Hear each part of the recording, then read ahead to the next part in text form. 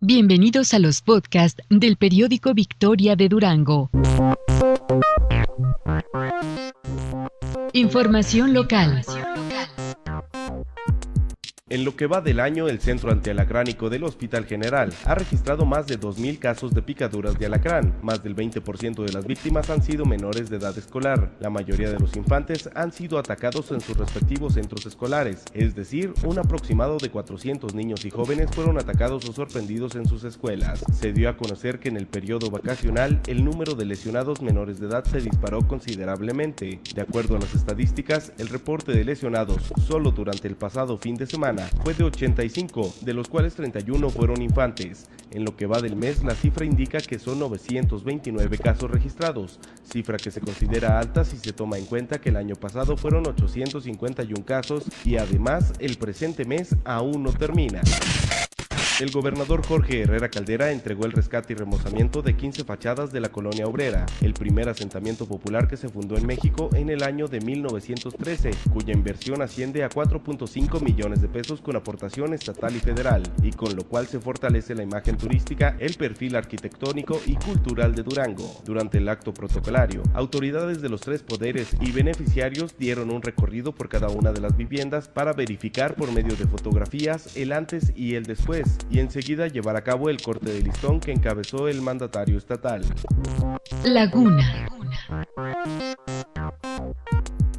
El municipio de Lerdo estudia algunas medidas para reordenar el comercio formal e informal que obstruye gran parte de las banquetas en el primer cuadro de la ciudad e impide el libre tránsito de los peatones. El jefe de plazas y mercados, Jesús Sierra Martínez, dijo que en algunos casos el comercio organizado obtuvo permisos para exhibir su mercancía en la vía pública, por lo que en estos casos será más difícil encontrar alguna solución. En el caso de los vendedores ambulantes, dijo que actualmente no se otorgan nuevos permisos y que por el contrario existe la indicación de que se reduzca el número y en otros casos reubicar a los que se pueda. Sergio Galindo, subsecretario de Agricultura, Ganadería y Desarrollo Rural en La Laguna, hizo un llamado por parte del gobierno del estado a diputados locales de todas las fracciones partidistas a recorrer las zonas afectadas por la sequía. Esto dijo con el propósito de que conozcan la grave crisis que se vive ya en el estado y apoyen el llamado al presidente Felipe Calderón para evitar el veto al decreto de la Cámara de Diputados por el cual se destinan 15,000 millones de pesos para atender los estragos de la sequía. Comentó que es necesario vivir en carne propia la total escasez de agua, sobre todo para consumo humano. Esto para comprender la situación que están viviendo numerosas familias duranguenses que ya se están viendo obligadas a recorrer largos tramos a pie para conseguir algo de agua, la cual muchas veces ni siquiera es apta para consumo humano. Seguridad.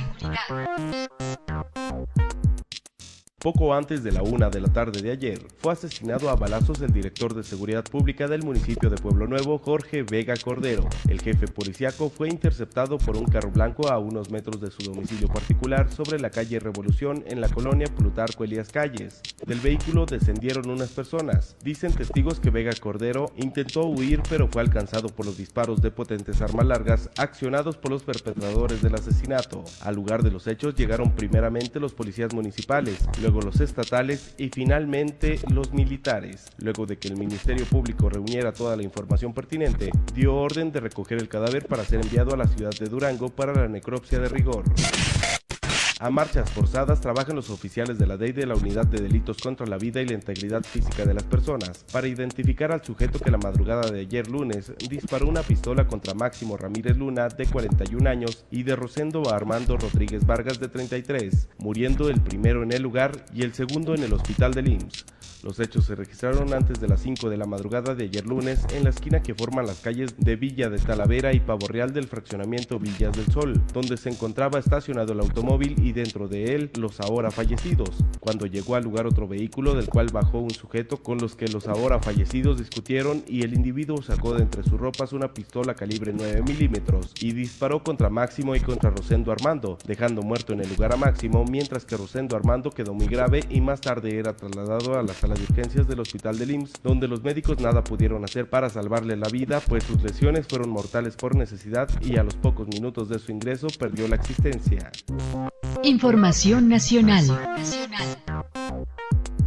El presidente Felipe Calderón afirmó ayer que el crimen organizado se cierne como una amenaza contra el desarrollo económico, pues golpea a negocios grandes y pequeños, ante procuradores y fiscales generales del continente americano, al inaugurar los trabajos de la primera consulta técnica orientada al diseño de un esquema hemisférico contra la delincuencia organizada transnacional. El mandatario estimó que, lejos de ser benefactores de comunidades, los delincuentes representan una fuente de dolor para los pueblos.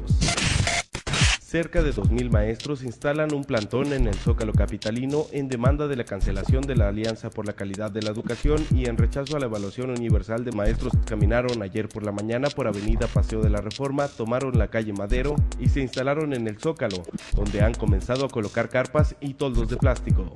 Los maestros de la Coordinadora Nacional de Trabajadores de la Educación, integrantes de la sección 22, se instalarán en plantón en el Zócalo al menos hasta el jueves, cuando se realizará la marcha nacional en la que participarán maestros de unos 15 estados, indicó el maestro Pedro Hernández de la sección 9 del Distrito Federal. Información deportiva. Y lo volvió a hacer el tricolor sub-23. Otra vez, en medio del drama, la selección mexicana generó un triunfo, el segundo en su participación en el torneo de Toulon, al vencer con doblete de Marco Fabián 2-1 a Bielorrusia, para conseguir así el pase a las semifinales, donde este miércoles se enfrentará a Holanda. Alberto Quintano, director deportivo de Cruz Azul, presentó este lunes a Guillermo Vázquez como el nuevo técnico de la máquina, a donde llega con contrato de 2 años.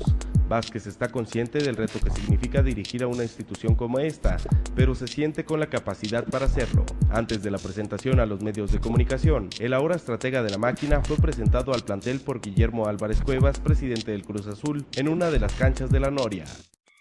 Esta fue una producción de Victoria Editores SADCB. Para mayor información, visita nuestro sitio web www.periodicovictoria.com.mx o consulta nuestra edición impresa.